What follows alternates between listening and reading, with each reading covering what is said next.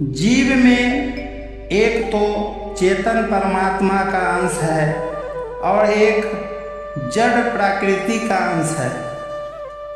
चेतन अंश की मुख्यता से वह परमात्मा की इच्छा करता है और जड़ अंश की मुख्यता से वह संसार की इच्छा करता है।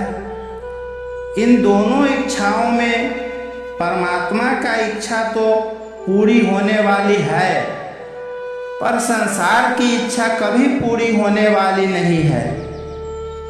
कुछ सांसारिक इच्छाओं की पूर्ति होती हुई दिखने पर भी वास्तव में उनकी निर्वृत्ति नहीं होती। प्रत्युत संसार की आसक्ति के कारण नई नई कामनाएं पैदा होती रहती है।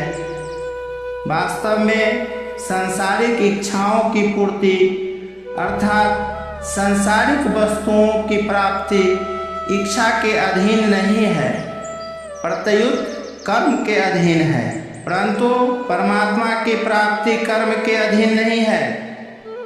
स्वयं की उत्कट अभिलाषा मात्र से परमात्मा की प्राप्ति हो जाती है।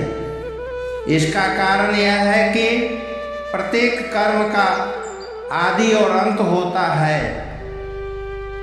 अतः आदि अंत वाले कर्मों से अनादि अनंत परमात्मा की प्राप्ति कैसे हो सकती है?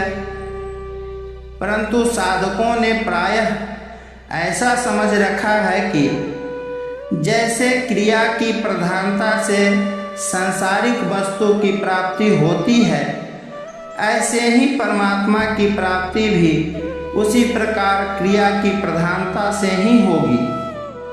और जैसे सांसारिक वस्तुओं की प्राप्ति के लिए शरीर, इंद्रियां, मन, बुद्धि की सहायता लेनी पड़ती है, ऐसे ही परमात्मा की प्राप्ति के लिए भी उसी प्रकार शरीर, इंद्रियां, मन, बुद्धि की सहायता लेनी पड़ेगी।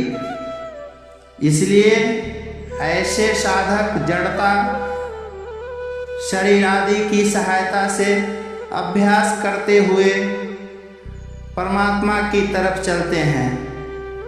जैसे ध्यान योग में दीर्घ काल तक अभ्यास करते करते अर्थात परमात्मा में चित्त को लगाते लगाते जब चित्त निरुद्ध हो जाता है, तब उसमें संसार की कोई इच्छा न रहने से और स्वयं जड़ होने के कारण परमात्मा को ग्रहण न कर सकने से वह चित्त संसार से उपराम हो जाता है।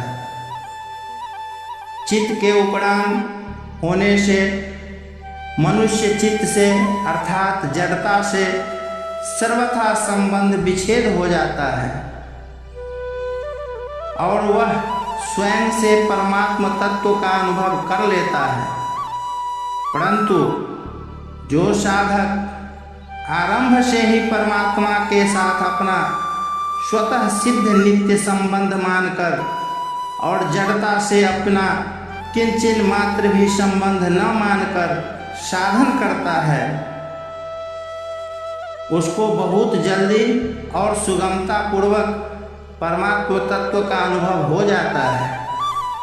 इस प्रकार परमात्म तत्व की प्राप्ति चाहने वाले साधकों के लिए साधन की दो शैलियां हैं। जिस शैली में अंतःकरण की प्रधानता रहती है